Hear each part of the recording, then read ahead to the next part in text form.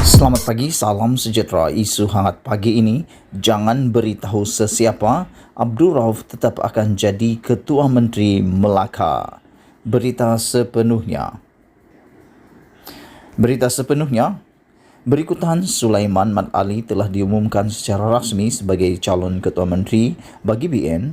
Ramai yang bertanya apa jadi kepada Abdul Rauf Yusuf, pengurusi Badan Perhubungan UMNO Negeri Melaka.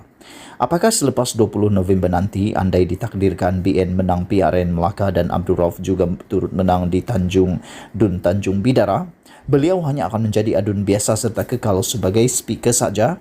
Kenapa namanya diketepikan walhal berdasarkan kedudukannya dalam parti selain namanya sudah disebut ramai di merata-rata, beliaulah yang seharusnya dinamakan sebagai calon Ketua Menteri Melaka. Berikutan hal ini berdasarkan 3-4 maklumat di Melaka memberitahu nama Abdul Rauf diketepikan kerana BN sedar kesan lebih buruk kepada gabungan itu untuk mencapai kemenangan jika namanya dicalonkan. Ini kerana kata mereka berbanding Sulaiman yang bebas daripada sebarang isu serta disenangi ramai, Abdul Rauf agak berbeza keadaannya. Kedudukan serta kehidupan peribadi Abdul Rauf kata mereka terlalu banyak yang boleh dimanipulasi oleh pihak lawan serta dijadikan isu untuk melumpuhkan BN. Dengan itu, menepikan Abdul Rauf dan mengekalkan Sulaiman sebagai calon Ketua Menteri adalah pilihan yang dianggap paling selamat buat UMNO dan juga BN untuk mengejar kemenangan yang diidam-idamkan.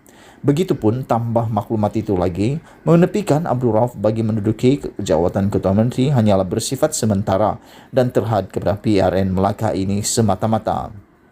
Menurut mereka lagi, Sulaiman sebenarnya hanya diletakkan sebagai Ketua Menteri Melaka sehingga PRU 15 saja dan beliau kemudian akan dipindahkan bertanding di kerusi Parlimen Masjid Tanah untuk menentang Mas Emeryati Samsudin. Pada PRU 14 lalu, Mas Emeryati memenangi kerusi Parlimen Masjid Tanah atas tiket BN tetapi kemudian melompat menyertai Bersatu setelah PH menjadi kerajaan.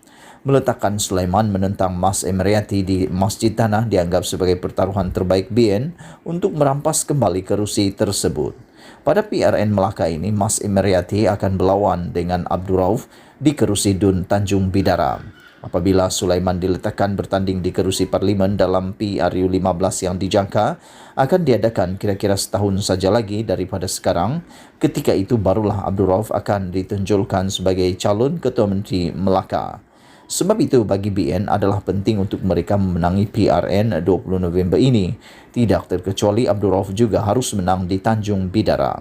Dengan BN menang PRN Melaka dan Abdul Rauf juga menang di Tanjung Bidara, menonjolkannya sebagai Ketua Menteri Melaka pada PRU 15 tidak lagi akan menimbulkan sebarang masalah. Apalagi ketika itu Sulaiman sudah pun dipindahkan bertanding di kerusi Parlimen Masjid Tanah. Berdasarkan maklumat yang diterima itu, bermakna walaupun nama Abdul Rauf diketepikan untuk menjadi Ketua Menteri pada kali ini, tetapi laluan untuknya mengisi jawatan tersebut tetap sedang dibina dengan cantiknya.